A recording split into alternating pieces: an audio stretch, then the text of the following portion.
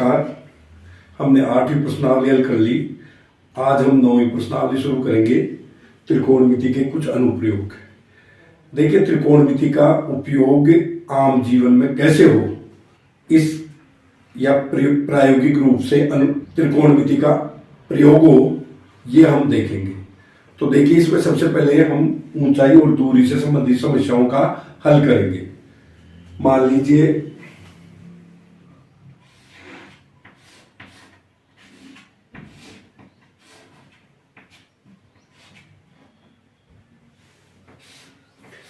ये एक बच्चा है, ये पतंग उड़ा रहा है, पतंग उड़ा रहा है। ये मान लीजिए इसकी क्षैतिज रेखा है, ये इस बच्चे की क्षैतिज रेखा है आंख से। अब ये जो इस पतंग को देख रहा है, अपनी आंख से जो पतंग को देख रहा है, तो ये बनने वाला कोण है, ये कहलाता है उन्नयन कोण। ये क्या कहलाएगा? क्योंकि बच्चा है जो ऊपर की तरफ देखेगा, तो ऊपर की तरफ देख रहा है, तो क्षैतिज रेखा से उस वस्तु को देखने पर बनने वाला कोण है वो उन्नयन कोण कहलाता है। इसी प्रकार से मान लीजिए एक गाड़ी,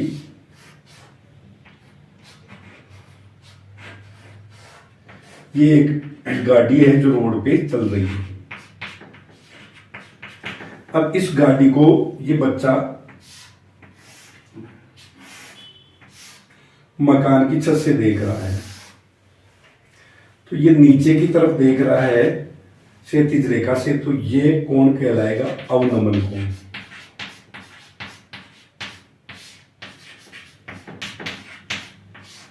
उन्नयन कोण का मतलब ऊपर की तरफ, और अवनमन कोण का मतलब, नमन का मतलब नीचे होता है, झुकना या नीचे देखना, तो वो अवनमन कोण हो गया। तो इस तरीके से हम देख सकते हैं कि जब कोई बच्चा है पतंग की तरफ देख रहा है, तो उसकी क्षैतिज रेखा, जो आंख की क्षैतिज रेखा है, उससे बनने वाला कोण उन्नयन कोण कहलाएगा। और यदि वो नीचे जाती हुई गाड़ी को देख रहा है, तो वो कोण कहलाएगा अवनमन कोण। अब इससे संबंधित प्रश्न है, उनको हल करने से पहले मैंने आपको 8.4 में बताया था कि साइन थीटा होता है, इसका ध्यान रखना है आपको। 8.1 में भी आपने देखा था कि साइन थीटा बराबर होता है लंब बटा हुआ कर्ण। दूसरा है कोस थीटा बराबर आधार बटा हुआ कर्ण।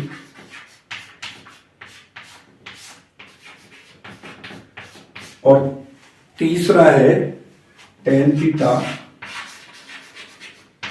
बराबर लंब बटे हुए आधार। इन अधिकतर प्रश्न है 9.1 के, वो इन तीन पर ही आधारित है, तीन सूत्रों पर आधारित है।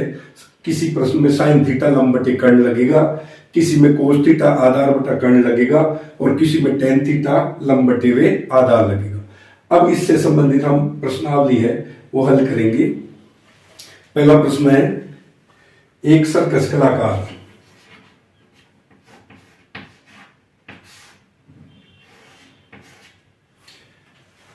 किसी खंबे से तनी हुई 20 मीटर लंबी डोरी पर चढ़ रहा है, और डोरी द्वारा धरातल से 30 डिग्री का कोण बनाया जा रहा है, तो खंबे की ऊंचाई ज्ञात करनी है।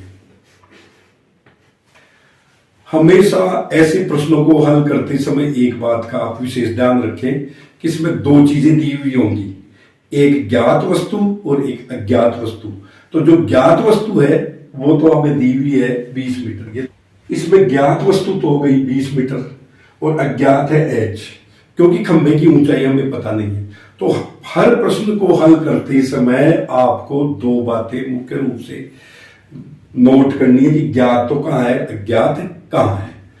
अब देखिए, ज्ञात और अज्ञात है, तो क्योंकि ये क्या है, समकोण त्रिभुज है, इसमें ज्ञात तो क्या है, कर्ण, और अज्ञात क्या है, आधा ओ लंब।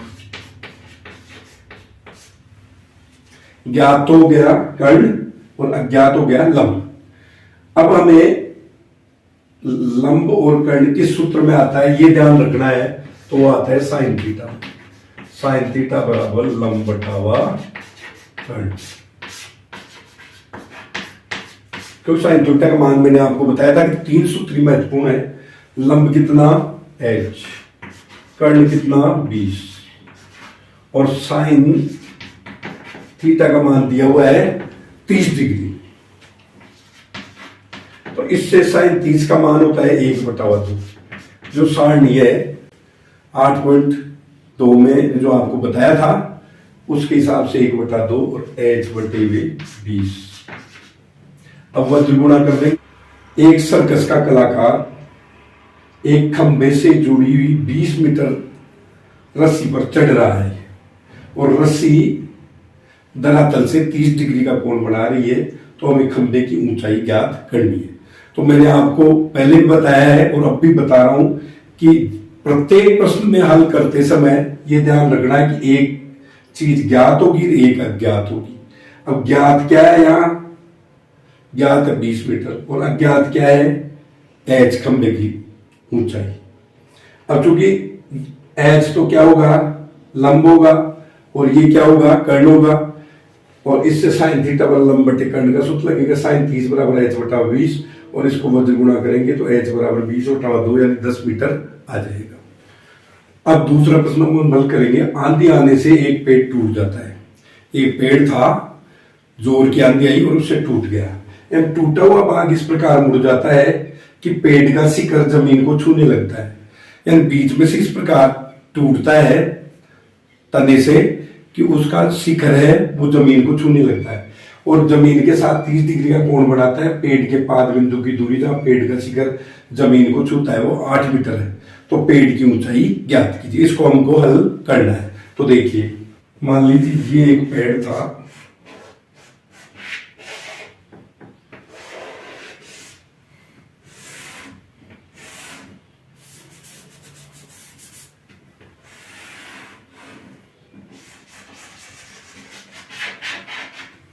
ये पेड़ था,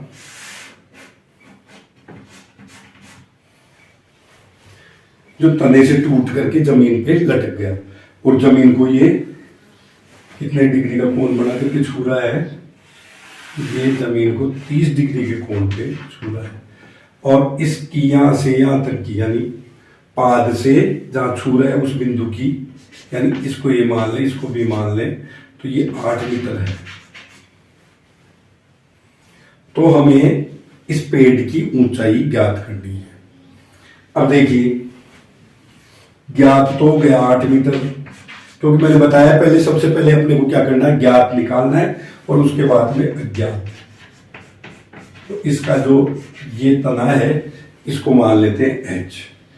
अब ज्ञात और अज्ञात हो गया हमारे पास, तो ये किस में, तो यदि पेड़ गिर रहा है, गिर गया टूट करके, तो इसकी ये ज्ञात तो हमारे पास आ गई 8 मीटर और अज्ञात आ गया h। अब इससे हम, चूंकि ये तो हो गया लंब और ये हो गया त्रिभुज का आधार।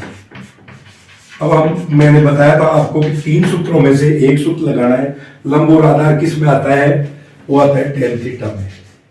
तो tan थीटा बराबर लंब बटे वे आधार।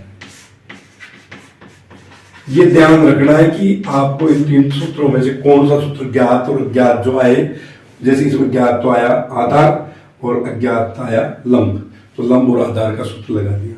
अब tan 30 डिग्री बराबर आ गया, लंब तो कितना है h, लंब कितना है हमारे पास h और आधार कितना है 8। तो tan 30 का मान होता है 1/√3 बराबर h बटे 8। अब √3h बराबर 8 और h बराबर 8/√3, ये आ गया हमारे पास। तो h का मान आ गया 8/√3, ये आ गया। अब चूंकि लंब भी हमारे पास आ गया, आधार भी आ गया, तो इससे हम क्या ज्ञात कर सकते हैं, कर्ण ज्ञात कर सकते हैं। तो कर्ण का स्क्वायर बराबर होता है तो पाइथागोरस प्रमेय आपको सबको पता है, आधार स्क्वायर प्लस लंब स्क्वायर।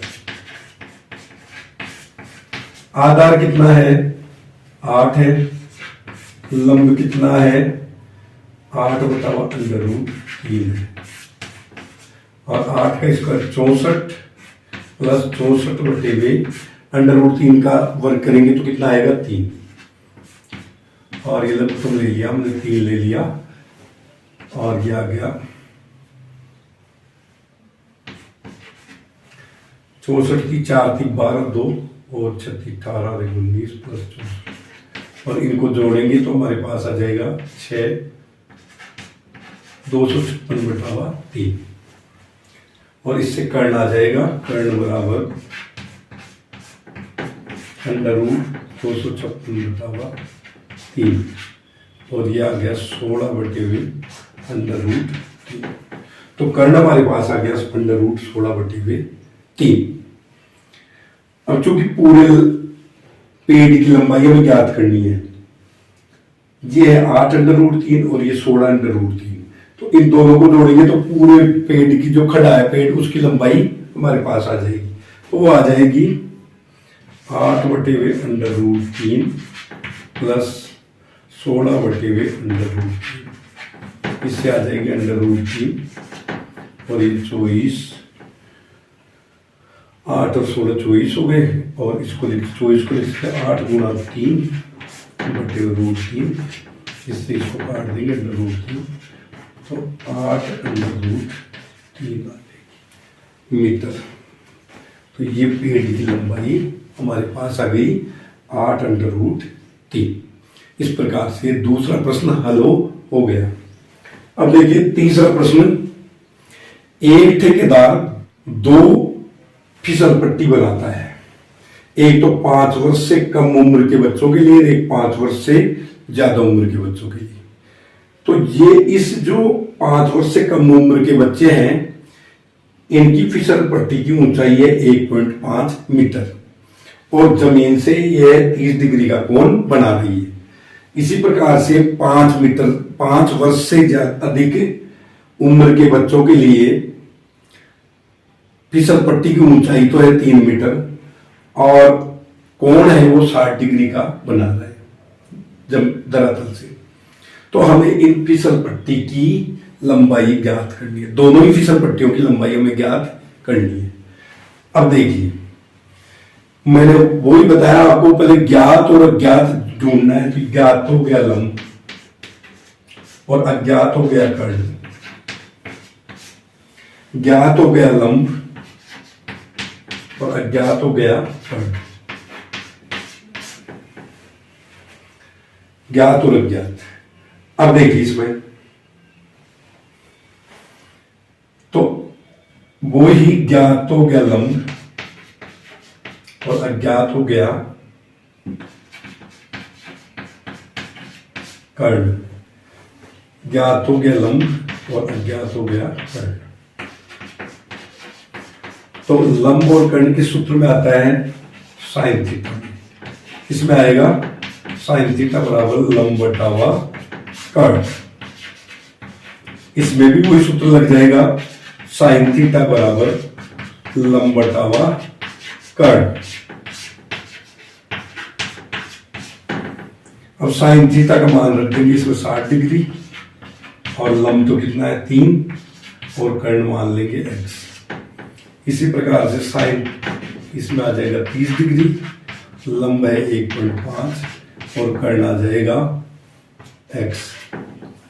अब साइन 60 का मान होता है √3/2 बराबर, इसको वाइन ले लो तो 3/x, वह गुणा करेंगे इसको तो आ जाएगा √3x बराबर 3 दूनी 6, और इसे x पर 3 गुणा 2 कर देंगे इसको, और इससे x बराबर आ जाएगा 3 गुणा 2/√3, ये कट जाएगा तो x बराबर आ जाएगी 2/√3। इसी प्रकार इसको हल करेंगे, साइन 30 का मान है 1/2 बराबर 1.5, वाई और इसको ले लेंगे तो वाई बराबर आ जाएगा 1.5 को 2 से गुणा करके 3 मीटर। तो दोनों ही फिसल पट्टियों की लंबाई एक तो आ गई 2√3 और एक आ गई 3 मीटर। दोबारा देखिए एक बार, साइन थीटा बराबर लेंगे लंब बटा कर्ण, थीटा का मान है 60 डिग्री, ज्ञात का मान x और इसका x मान लेते हैं। तो 3/x आ गया, साइन 60 का मान होता है √3/2, 3/x लिख दिया और इसको वज्र गुणा कर दिया √3x बराबर 6 और इससे x बराबर आ गया √3 गुणा 2/3 और इससे कट गया 2√3। इसी प्रकार से इसमें साइन 30 की जगह थीटा का मान आ गया 30, 1.5/y और इसको गुणा करेंगे तो y बराबर आ जाएगा 1.5 गुणा 2 यानी 3 मीटर। तो इस तरीके से ये तीसरा सवाल हल हो गया। अब चौथा प्रश्न देखिए, भूमि के एक बिंदु से जो मीनार के पास से 30 मीटर की दूरी पर मीनार के शिखर का उन्नयन कोण 30 डिग्री है, मीनार की ऊंचाई ज्ञात करो। मान लीजिए ये मीनार है ये भी, और इससे 30 मीटर की दूरी पर 30 मीटर की दूरी पर एक बिंदु है C और इससे इसका उन्नयन कोण शिखर का मीनार का 30 डिग्री। तो हमें ज्ञात करना है मीनार की ऊंचाई, वही आपको देखना है। ज्ञात तो क्या है 30 मीटर और अज्ञात क्या है h। अब ये तो हो गया लंब और ये हो गया आधार। लंब और आधार किस सूत्र में आते हैं? tan थीटा में। तो tan थीटा बराबर आ जाएगा लंब बटे वे आधार। अब tan थीटा का मान रख देंगे कितना? 30 डिग्री। तो tan 30 डिग्री बराबर लंब तो कितना है h और आधार कितना है 30। अब tan 30 का मान होता है 1/√3 बराबर h बटे 30। इसको वज्र गुणा कर लेंगे √3h बराबर 30। तो h बराबर आ गया 30/√3 और इसको काटेंगे तो ये आ जाएगा 10√3 मीटर। तो इसकी मीनार की ऊंचाई आ गई 10√3। तो ये 4 प्रश्न मैंने आज हल करवाए हैं। कल हम 4 से अगले प्रश्न हल करेंगे। यदि आपको कोई प्रश्न समझ में नहीं आता है तो निश्चित रूप से आप कमेंट्स मुझे भेजें और तो मैं और भी अपने कार्यक्रम को और भी रोचक बनाने का प्रयास करूंगा। जहां मेरी कमी है वो भी मुझे पता चलेगा और मेरे चैनल को सब्सक्राइब और बेल आइकन को दबाने का श्रम करें। धन्यवाद।